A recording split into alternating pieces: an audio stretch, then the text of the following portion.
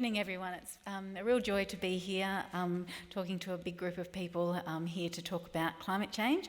And I'm very happy to be here to tell you that the Victorian government takes the issue of climate change extremely seriously and is actually taking a lot of action to try and deal with it. If I can have the next slide, please. So first of all, just to give you a bit of context, just where we're up to on the emissions front here in Victoria. So that picture on the left is a picture of where Victoria's emissions have been. Victoria has an emissions target for 2020 of between 15 and 20% below 2005 levels by 2020. And the good news is that we're on track to being in that range, and our current estimate is that we'll be 18.2% below 2005 levels by 2020. The picture on the right, it just shows you where our emissions come from. And about 90% of our emissions come from energy, probably unsurprisingly. And the makeup of that is about half of it comes from electricity generation. Of course, we still have 3 large coal-fired power stations here in Victoria.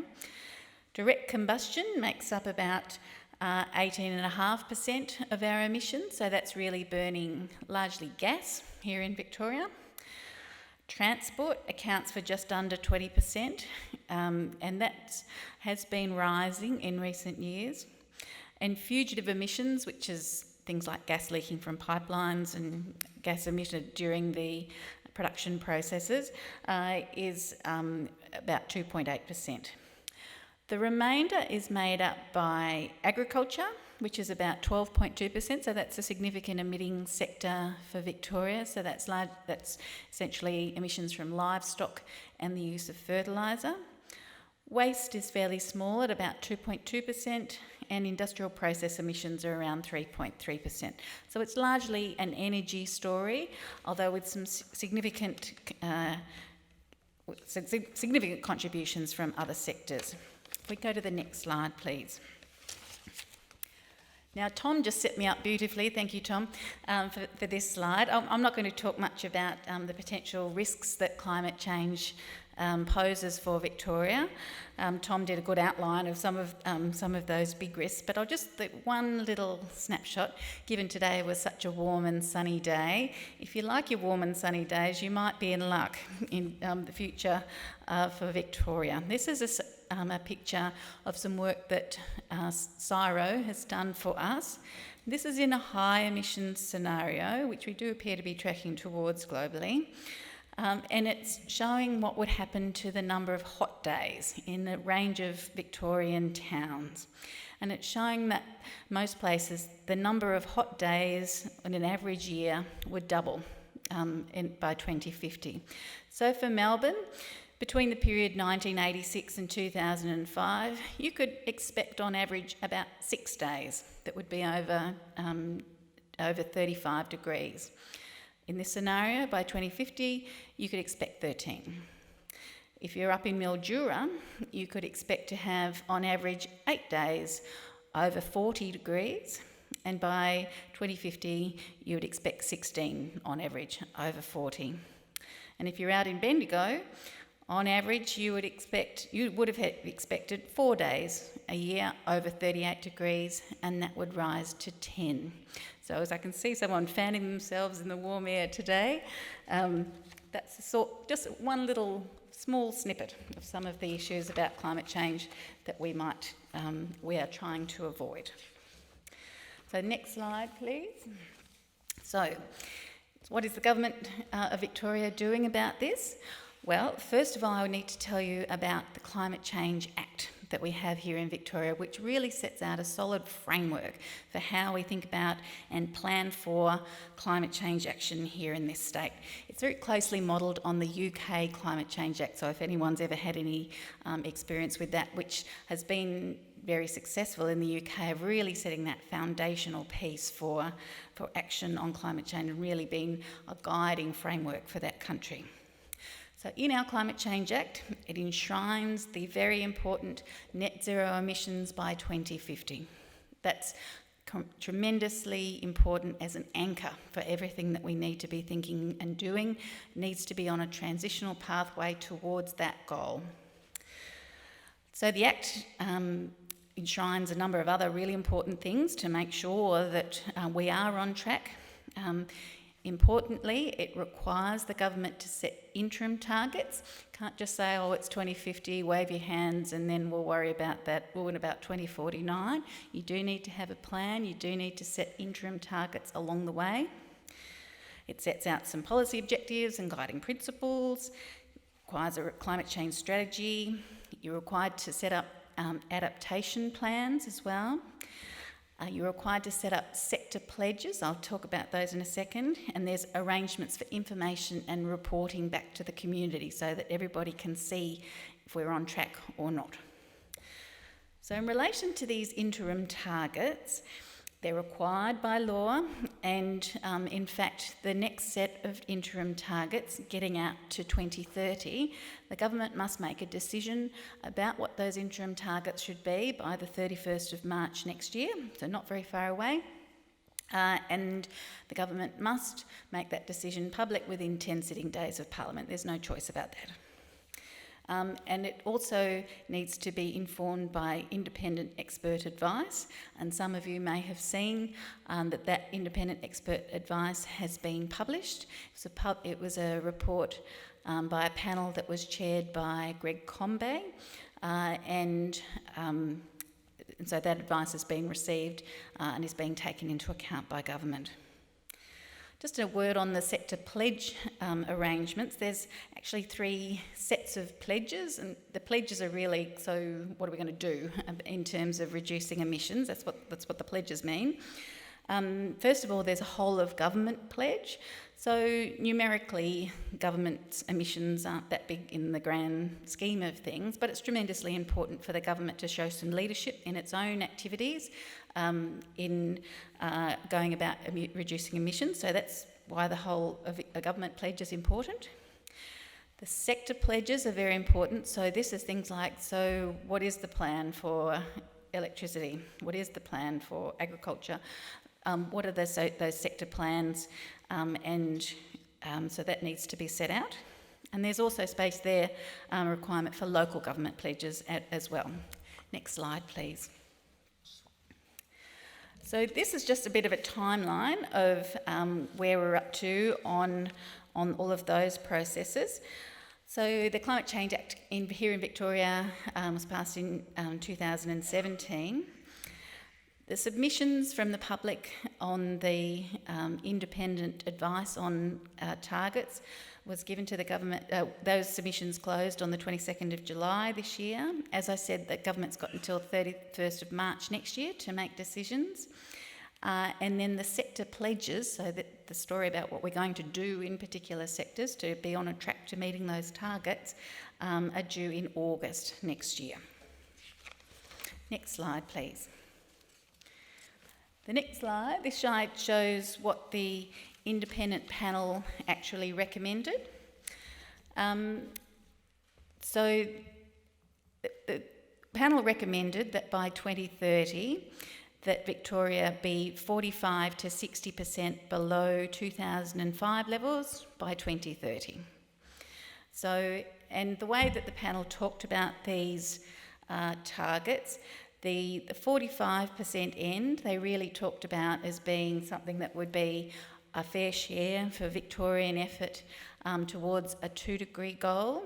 They talked about the more ambitious end, the 60% end, as being something that would be give you a better chance of a 1.5 degree goal. They also did talk about that as something that would be it's something that with stronger federal action that would be something that you might want to be taking into account. Next slide, please.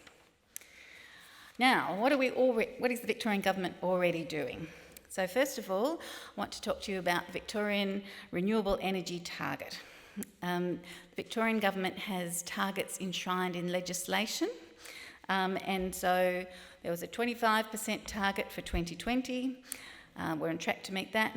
40% target by 2025, and as of yesterday, the Victorian government passed legislation that now sets a 50% renewable energy target by 2030. Obviously, the Victorian Parliament clearly the Victorian Parliament had heard that there was a very important group meeting today and needed to hear some good news, and so they clearly thought that they'd better get on with it and pass it so that you could hear that news. So in terms of achieving that target, this will be good news for Victorians. We estimate that when that target is achieved, it would result in reductions in average household bills of about $32 a year, about $3,100 for a medium-sized business, and about $150,000 for a large business. We also estimate that it would create about 24,000 jobs. In terms of what the Victorian government has already done, its very successful VRET option, so its Victorian Renewable Energy Target auctions, was successful. 6 projects were successful in that auction, adding up to 928 megawatts of new wind and solar capacity for Victoria. The government has another range of contracts that it entered into under what's called the Renewable Certificate Purchasing Initiative. So there were 4 projects adding up to another 351 megawatts of renewable energy. And finally, I should highlight that the government has invested in large-scale battery storage, which is kind of the new kid on the technology block here in Australia, in energy land. And that's added up to 55 megawatts or 80 megawatt hours of storage that's been added to our system. Next slide, please. Another really significant program that the government of Victoria has is the Solar Homes program. So the Solar Homes program is a $1.3 billion program over 10 years. And the program will lead to 650,000 extra households in Victoria having PV on their roofs, 50,000 extra on top of that for landlords and renters, which has always been a problem about, who's going to pay, all of those sorts of things. 10,000 battery storage systems, which can play a very important role in a world as we're moving more and more to more renewable energy targets. We know storage will be part of that story. 60,000 solar hot water systems, and we estimate that this will create 5,500 jobs. For those who have solar PV on their roof through this scheme, we estimate that it would save them on average $890 per year on their bills. Okay, next slide, please. Just wanted to highlight that every time you hop on a tram, all the electricity used by that tram is completely offset by the use of renewable energy certificates that the Victorian government has purchased under new projects that it has commissioned. So some of 35 megawatts of the projects that I mentioned before are dedicated to backing the energy used by your tram system. We estimate that will save more than 80,000 tonnes of greenhouse gas emissions per year. Next slide, please. Another program that I want to highlight, this one's been around for a while. It's probably the quiet achiever of the group, but it actually is an important scheme. It's called the Victorian Energy Upgrade Scheme. It's what's known as a white certificate scheme, if anyone's ever heard that term. What it does, it creates incentives for all kinds of energy efficiency activities. And through a certificate scheme, retailers are obliged to buy these certificates, which gives them a value. And there's all sorts of activities that can be undertaken that are eligible to create these certificates that gives an incentive for these activities. So it's all sorts of things like lighting. Lighting's been very popular lately. More efficient shower heads, heating and cooling, gas efficiency, refrigeration. There's hundreds of different methodologies for being able to create these energy efficiency certificates. And so it's a wonderful way of being able to shine a spotlight on different energy efficiency activities and opportunities, and to really make sure that there's an incentive there for people to get on and undertake those activities. So since 2009, when the scheme started, 1.8 million households have benefited from activities under the scheme, and so have 100,000 businesses since that time. It's contributed over the life of the scheme to over $3 billion in total bill savings, and it's contributed 52 million tonnes of greenhouse gas emission savings since that time. As I said, it really is the quiet achiever in the greenhouse gas abatement world. Now finally, I just wanted to give a very small snippet of some of the activities that the Victorian Government is undertaking in the field of adaptation. So first of all, in relation to the water sector, the Victorian Government has the Victorian Water and Climate Initiative, and that's really about getting a much better information base so that we know what we're dealing with when we're talking about the impacts of climate change on water systems. There's a project undertaken with the University of Melbourne to understand where runoff rates across Victoria have reduced. There's a project with the Bureau of Meteorology to really understand how different weather types influence rainfall, and if you've ever spoken to a climate scientist of any stripe, they'll always, when you talk about rainfall, they always say that's the hardest bit in terms of trying to predict, because it's quite variable naturally, and so that's obviously of tremendous importance, so trying to get more information about that.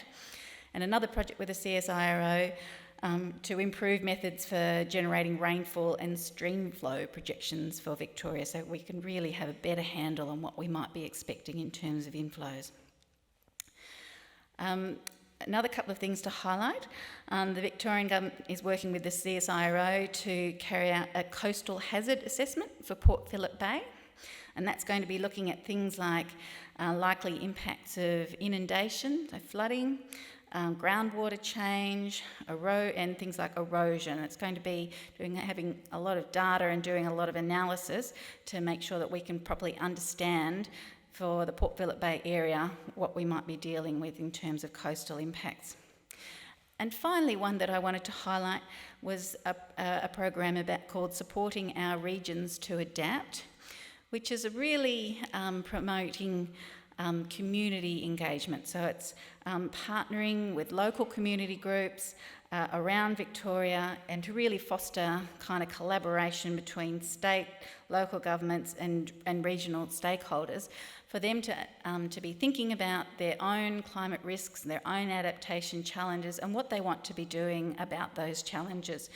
So rather than a very top-down state telling everyone what needs to be done, it's really trying to capture those local insights and local learnings and give people an opportunity to be involved. Thank you very much.